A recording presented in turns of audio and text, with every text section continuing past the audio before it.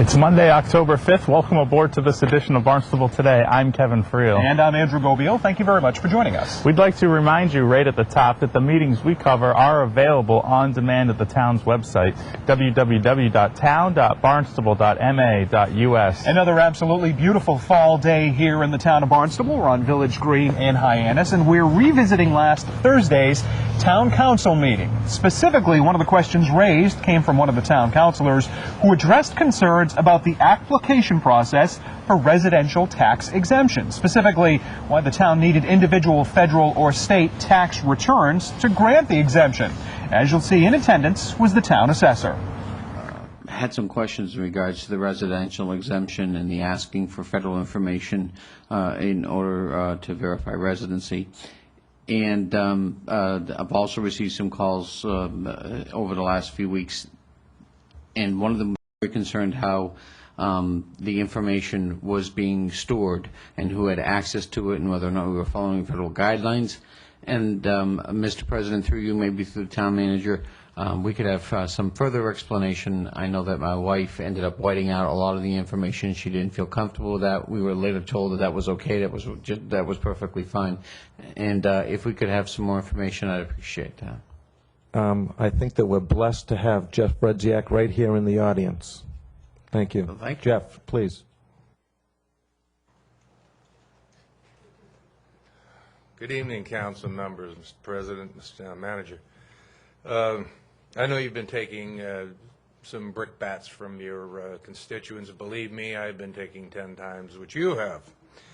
And we understand the concerns of the individuals somehow this is an invasion of privacy or that this could be misused in some manner.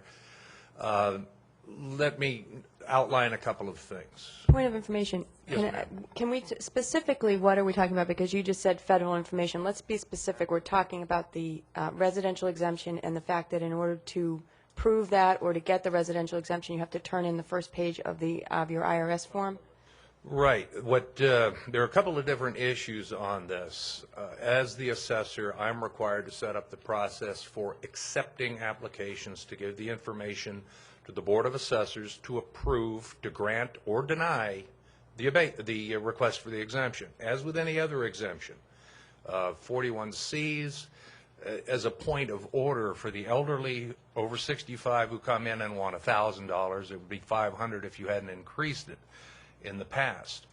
They're required to turn in every bank account in print, certificates of deposit, wage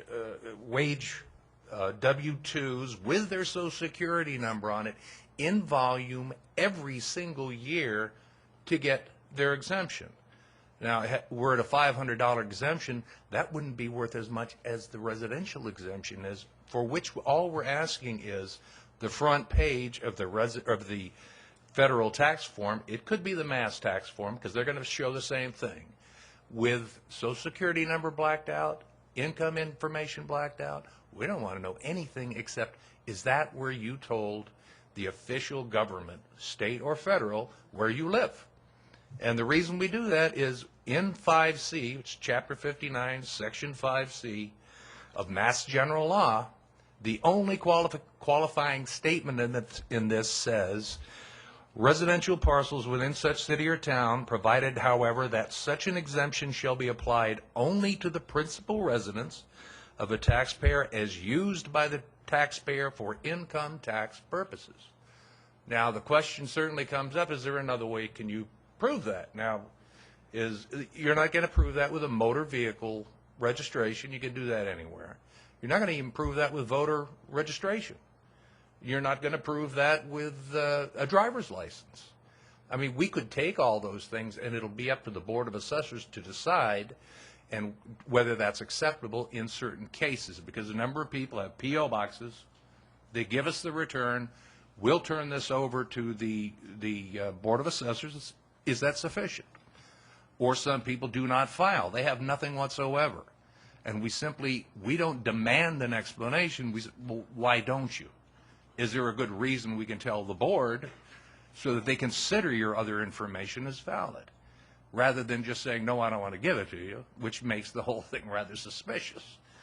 So it is my job to try to give the Board of Assessors as much convincing information in favor of the taxpayer to allow that exemption to be granted. Whether it's granted or not is the Board of Assessors' business. As far as privacy is concerned, reflect on what we have to do with the 41C elderly information every year, which is far more sensitive and could easily be used for identity theft or any other avenue. Has never happened out of my office or any prior assessor who sat in this chair. Because we take that information, we process it to generate the information, and it goes in our vaults, which is a very substantial vault. And we have no reason to pull it out again. And the final point about the exemption I'd like to make clear, this is a one-time effort. As long as the individual filing now remains in that house, whether you vote in the residential exemption year after year or not, we've qualified that person as owner and primary resident of that house that one time. And until they sell the house, change the deed form to something like a trust or life estate or something else like that, it will remain with the property and we will not require another qualification. But we are required to have an application and the evidence on hand in case of audit by the Department of Revenue. And if they come in and we have no such evidence and we're handing out taxpayer dollars without verified qualification, I'm in trouble. The Board of Assessors is in trouble, and anybody who asked us to do that's in trouble. So I'm trying to protect the taxpayer dollars, and I'm trying to protect the town from any malfeasance that could be viewed by the Department of Revenue. Additionally, understand that this influences the tax rate significantly. Just last year, by the number that was granted of 14,464, we increased the tax rate for residential taxpayers, all of them, over 12% in 1 year. 12% increase because the exemption was granted. Now, everybody paid that, and that's how we get around the difference of unequal taxation, because everybody pays the same rate.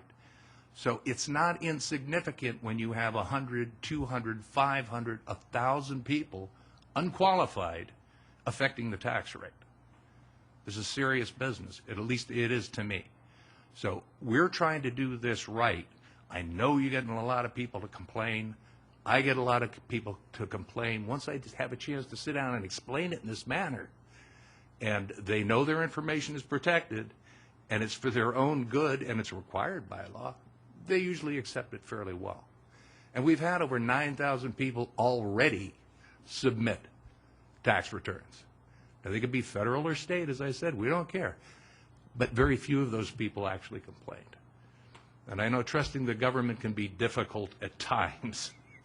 But until we breach that trust, as we've established that we've been able to be trusted with the elderly information and the vets information, I would suggest that there's no need for concern. So I hope that clears up some issues, and I'd be happy to answer anything else. And we will continue to go over last week's town council meeting. We'll have more on that in tomorrow's edition of Barnstable Today. Now let's take a look at the meeting schedule for the remainder of the week.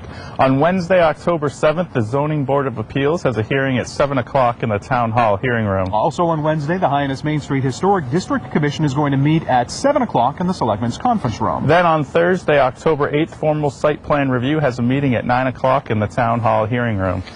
For Kevin Friel, I'm Andrew Gobiel. Again, thank you very much for joining us on this edition of Barnstable Today.